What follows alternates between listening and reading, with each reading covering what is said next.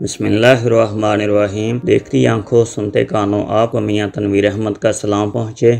Digital corridor میں آپ کو خوش آمدید کہتے ہیں۔ عمل سے زندگی بنتی ہے جنت بھی جہنم بھی، عمل سے زندگی بنتی ہے جنت بھی جہنم بھی، یہ خاکی اپنی فطرت میں نہ نوری ہے نہ ناری۔ تو دوستو، جیسا کہ آپ جانتے ہیں ہم آپ کے لیے حکایات، نظمیں اور کہانیاں وغیرہ لے کر آتے رہتے ہیں۔ آج آپ کے لیے جو حکایت ہم لے کر آئے ہیں اس کا عنوان ہے مکمل سبق، اور اس کے رائٹر ہیں مولانا رومی صاحب۔ اور حکایت کو شروع کرنے سے پہلے میری آپ تمام دوستوں سے درخواست ہے کہ جنہوں نے ہمارے چینل ڈیجیٹل کوریڈور کو سبسکرائب نہیں کیا، برائے مہربانی وہ ہمارے چینل ڈیجیٹل کوریڈور کو سبسکرائب کریں اور بیل آئیکن پر پریس کریں تاکہ ہماری آنے والی ہر ویڈیو کا نوٹیفیکیشن آپ کو ملتا رہے۔ تو دوستو، یہ حکایات وغیرہ اپنے دوستوں احباب تک لازمی شیئر کیا کریں تاکہ وہ بھی اس سے استفادہ حاصل کریں۔ تو آج کی حکایت کو ہم شروع کرتے ہیں جس کا عنوان ہے مکمل سبق۔ ایک شہزادہ اپنے استاد محترم سے سبق پڑھ رہا تھا۔ استاد محترم نے 2 جملے پڑھائے: جھوٹ نہ بولو اور غصہ نہ کرو۔ کچھ دیر کے وقفے کے بعد شہزادے کو سبق سنانے کے لیے کہا۔ شہزادے نے کہا کہ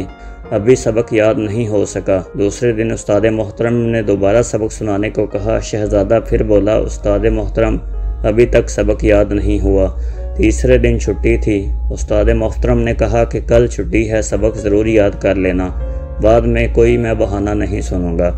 چھٹی کے بعد اگلے دن بھی شاگرد خاص کو سبق یاد نہ ہو سکا۔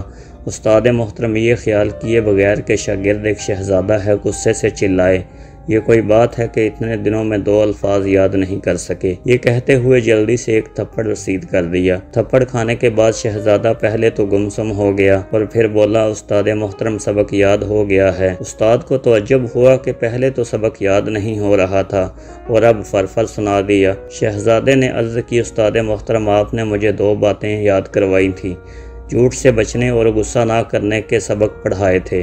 جھوٹ بولنے سے تو میں نے اسی دن توبہ کر لی تھی، مگر غصہ نہ کرنا بہت مشکل کام تھا۔ کوشش کرتا تھا کہ غصہ نہ آئے، مگر کسی نہ کسی بات پر آ ہی جاتا تھا۔ جب تک غصے پر قابو نہ پانا سیکھ جاتا، اس وقت تک میں کیسے کہتا کہ سبق یاد ہو گیا ہے۔ استاد محترم، جب آپ نے تھپڑ مارا اور مجھے ذرا غصہ نہیں آیا بلکہ اپنی غلطی کا احساس ہوا تو میں سمجھ گیا کہ آج آپ کا دیا ہوا سبق مجھے اچھی طرح یاد ہو گیا ہے۔ استاد محترم، سبق یاد کرنا ہی نہیں ہوتا، اس پر عمل کرنا بھی ضروری ہوتا ہے۔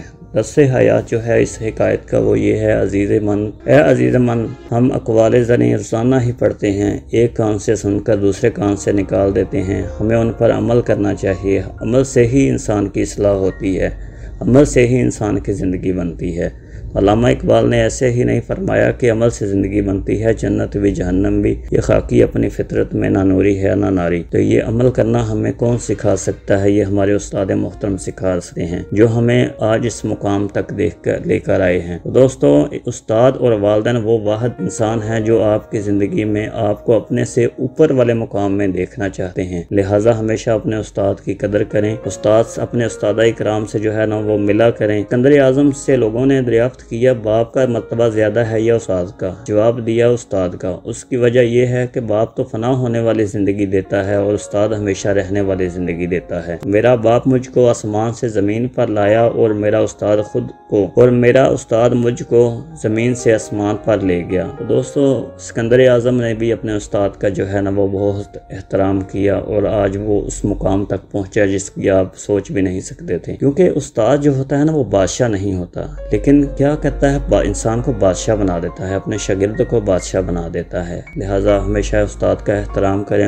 زندگی استاد سے بھی زیادہ سخت ہوتی ہے۔ استاد پہلے سبق دیتا ہے پھر امتحان لیتا ہے، لیکن زندگی پہلے سبق دیتی ہے، پہلے سے امتحان لیتی ہے، بعد میں سبق دیتی ہے، کیونکہ اس کا بھی پتہ آپ کو استاد ہی دے سکتا ہے۔ دنیا میں وہی لوگ کامیابی حاصل کی ہے جنہوں نے استاد کی عزت کی ہے۔ دنیا میں انہی لوگوں کو عزت ملتی ہے جنہوں نے اپنے استاد اکرام کا احترام کیا ہوتا ہے۔ تو دوستو، آج ہم جو کچھ بھی ہیں اپنے استاد کی وجہ سے ہیں۔ اپنے استاد کی عزت کرو، کیونکہ آج اسی کی بدولت ہم یہ عبارت پڑھ رہے ہیں اور آپ سن رہے ہیں۔ تو دوستو، اسی کے ساتھ اپنے دوست میاں تنویر احمد کو اجازت دیجیے۔ اللہ ہم سب کا حامی و ناصر ہو۔ اللہ ہمیں استاد کا احترام کرنے اور والدین کی عزت کرنے کی توفیق عطا فرمائے۔ اللہ حافظ۔